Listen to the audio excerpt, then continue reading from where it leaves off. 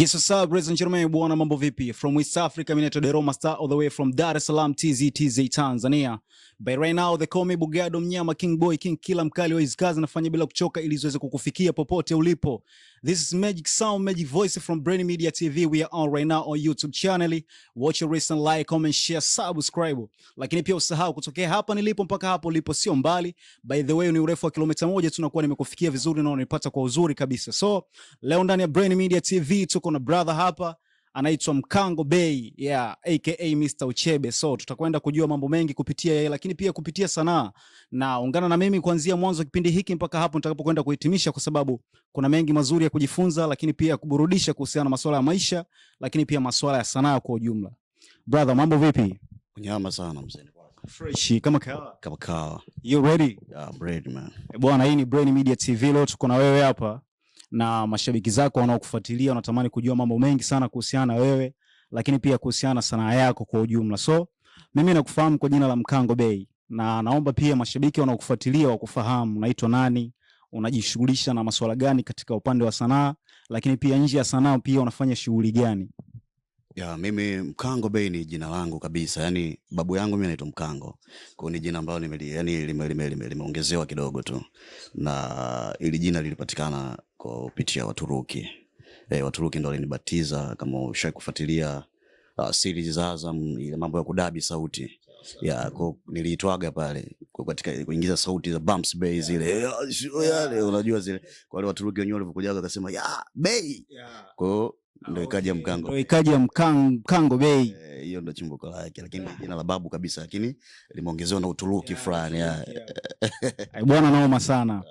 Kwa hiyo kwenye masuala ya sanaa, ndani ya sanaa unajishughulisha na mambo gani? Kwa sababu tunajua kwamba kuigiza ni ipo ndani ya sanaa, lakini pia kuna mambo mengine ambayo yapo ndani ya sanaa. Kwa hiyo watu wanakufahamu kama mwigizaji. Je, kuna mambo mengine ambayo unajishughulisha nayo tofauti na uigizaji? Ya, mambo mengine yapo na siwezi kuyazungumzia yote, lakini nafanya biashara. Ya, mimi nafanya biashara. Okay. Kwa ufupi tu, labda biashara gani unafanya? Mimi nina barber shop ambayo iko Bima pale. Inaitwa Mkango Bey ya barber shop. Lakini pia una duka la, unajua? Bring. Unajua. Mambo ya kodi wewe wavaji wote. Bwana brother hapa na duka lake kali la nguo, na lakini pia na barber shop yake ambayo iko Bima hapo. Kwa hiyo wakazi wa maeneo hayo nafikiri mtakuwa mnaweza mkapata huduma nzuri kupitia maeneo hayo. Na brother, wewe ni mzaliwa wa wapi na una muda gani toka umeanza kufanya kazi ya uigizaji? Mimi ni mzaliwa wa Chalinze, kwetu Chalinze. Chalinze. Ndo nyumbani kabisa. Mzawa. Mzawa kabisa yani. Unajua zile. Sawa sawa. Na ni muda gani sasa toka umeanza kufanya sanaa ya uigizaji? Bwana, mimi tangu 2009. Toka 2009. Noma sana. Na mimi struggle ni nyingi kuanzia 2009 mpaka leo hii. Umepitia mengi sana. Kubwa ni lipi ambalo ushawahi kulipitia kuanzia 2009 mpaka hapo ulipofikia katika masuala mazima ya kuigiza? Kubwa ni mimi nafikiri ni kufanya vizuri tu. Yaani makubwa ambayo mimi nayaona kwangu ni hatua. Kwa sababu sio kila mtu ambaye anaweza akapiga hatua, unajua. Kwa hiyo hatua kwangu mimi ni kitu kikubwa sana. Yaani hatua nilizoanzia mpaka sasa hivi nilizopo. Na hakuna changamoto yoyote kubwa zaidi ambayo ulishawahi kuipitia toka 2009 mpaka hapa, kiasi kwamba labda hii changamoto labda ilikupa mawazo ya kufikiria kuacha kabisa sanaa, au ilikujenga zaidi kuendelea kufanya sanaa ili watazamaji hapa wajifunze pia? Ya, changamoto ambayo niliyopitia mimi kubwa iliniumiza ni kuachwa na mwanamke wangu ambaye nimezaa naye. Okay. Sanaa yani. Kwa ufupi kidogo, ulikuwa umeshafunga naye ndoa au ilikuwa ni kila kitu? Yani mpaka tumezana, tumeishi wote, ni kila kitu. Kwa hiyo alikuacha kwa sababu masuala ya sanaa. Noma sana. Na hii situation ilikupa wakati gani, wakati mke wako anaamua kukuacha kwa sababu ya sanaa? Shoti babu, moyo ni kitu kingine sana. Yaani sikuweza kufanya kitu chochote. Kuna muda nilikuwa naweza nikaganda sehemu hivyo, kuna kama jamaa anaangalia kitu lakini kumbe sioni ninachoangalia. Kwa hiyo nikasiwezi tena kuigiza. Lakini nilikuwa naendelea kupambana hivyo hivyo kwa sababu ni kitu ambacho napenda. Mpaka leo naniona hivyo. Kwa hiyo nishakoma, alafu hakuna kigumu chochote ambacho kinaweza kikanitisha tena. Unajua zile.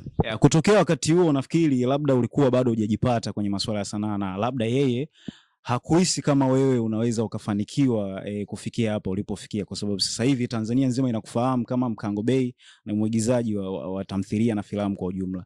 Kwa sasa hivi wakati ambao umepata mafanikio ya kufahamika, lakini pia mafanikio ya kimaendeleo ya kimaisha kupitia sanaa, ameshawahi kukutafuta labda murudiane? Sana, yani sio kidogo, mara nyingi. Na wewe mwitikio wako kwake yeye ukoje kuhusiana na jambo? Hapana, mimi naangalia watoto tu, ila moyo wa mapenzi ushafutika tayari. Kwa hiyo kwa sababu mwanzo ali give up kulingana na situation kwamba ulikuwa hujajipata na akaona kama unapoteza muda. Sasa hivi nimejipata, akirudi tena na maana anaweza akaniumiza, alafu ndio nikadata nikafa kabisa. Noma sana. Bwana, hii ni short story kwa watu wote ambao mko kwenye mahusiano. Nafikiri ni swala la kujifunza kwamba sometimes huwa tunajitafuta, wanaume, wanawake pia tunajitafuta. So cha msingi ni kwamba watu ambao mpo kwenye mahusiano mjue kabisa huu wakati tupo kwenye wakati gani, ili tuweze kuvumiliana katika maisha na kuendelea kutafuta kitu tunachokipigania kwenye maisha yetu. Story ya brother hapa inahuzunisha sana, lakini ni swala la kujifunza kwa kila mtu, kwa pande zote mbili. Tunaendelea kaka. Na umefanya tamthilia ngapi hadi sasa, na ni tamthilia gani kubwa zaidi ambayo umeshaifanya na ikakutambulisha, au filamu gani ambayo ulifanya ikakutambulisha, ikakupa jina na mashabiki mpaka sasa wanaendelea kukufuatilia katika kazi zako? Mimi nyingi nimezifanya, lakini ambayo imenitambulisha na kunipa mashabiki wengi ni Big Boss. Big Boss. Yeah. Tuanzie hapo kwenye Big Boss. Big Boss ni tamthilia kubwa na ambayo inafuatiliwa sana kwa sasa hivi sehemu mbalimbali na mashabiki wanaipenda sana. Kwa mtu ambaye hajaitazama Big Boss au kwa watu ambao wanaitazama Big Boss, ni malengo gani makubwa ambayo mmeyalenga kwenye jamii kupitia hii tamthilia ya Big Boss kwa ufupi? Malengo makubwa ni kuelimisha jamii. Yaani kazi yetu sisi waigizaji ni kufundisha, kuelimisha, kuburudisha, na lengo kubwa ni kufikisha ujumbe, kwa sababu maisha ya Big Boss ni maisha ambayo ya duniani. Ni maisha ambayo yapo. Yaani sio maisha ya kuigiza. Yaani maisha ambayo yapo na watu wanayaishi. Kwa hiyo ni kufikisha ujumbe katika jamii, ndio lengo kubwa. Okay. Lakini pia kumekuwa na ushindani mkubwa kwa makundi tofauti ya uigizaji. Ukiangazia na bwana Clamvevo amekuwa akishindanishwa sana na watu mbalimbali. Wewe kama wewe unamuongeleaje msanii Clamvevo katika ushindani wake na kazi zake? Mimi siwezi kumzungumzia sana, lakini mimi napenda jinsi ambavyo anapopambana. Dogo ni mpambanaji halali, ndio maana anafanya vizuri. Ni mtu kujitoa yani. Kuna kitu gani watu wanatakiwa wajifunze zaidi kupitia Clamvevo? Kitu ambacho wanatakiwa wajifunze cha kwanza ni ujasiri alionao, lakini pia ni mtu ambaye akatishwi tamaa, yani hata kama umseme vipi, yani yeye mtu mmoja alafu kama watumia, yani mbele yao atajua wenyewe. Noma sana bwana, usikate tamaa. Clamvevo bwana, moja kati ya sifa ambayo anapewa hapa ni kwamba ni mtu mpambanaji, lakini pia sio mtu wa kudelay, sio mtu wa kukata tamaa hata kama akipitia mambo ya aina gani. So na wewe kama una passion hiyo ni kitu kizuri, lakini pia kama hauna, jifunze kuwa na hicho kitu kwamba step by step tunapiga hatua bila kurudi nyuma, haijalishi. Lakini pia brother, kupitia mitandao mbalimbali ya kijamii umekuwa ukishindanishwa sana wewe na msanii mwenzio Bailam. Nafikiri wote mpo kwenye Big Boss na mnafanya vizuri zaidi. Sasa wewe kama wewe, hili swala unaliongeleaje kwa upande wako? Kwa sababu mitandao mingi inawalinganisha, inawafananisha, inawashindanisha kuona nani ni bora zaidi, nani ni mkali zaidi. Wewe unaliongeleaje hili swala? Mimi kwa yeye siwezi nikamzungumzia sana, ila najizungumzia mimi. Yaani mimi usinifananishe na mwigizaji yoyote Bongo wa kiume yani. Yaani usinifananishe naye yoyote yule. Yaani nalizungumza live. Kwa maana kwamba wewe ni the best namba moja kwa sasa hivi, ndio? Mimi sitaki kuzungumzia watu, lakini mimi ninavyojijua, yani sitaki kufananishwa na muigizaji yoyote wa kiume. Moja kati ya kitu kinachowavutia watu zaidi kwenye upande wa uigizaji wako kwenye tamthilia Big Boss ni ile Aisha Clamvevo. Hebu tupe kwanza kidogo watu wajue kwamba ndo Mkango Bey mwenyewe tunaongea naye hapa. Huruma sio malezi Vevo.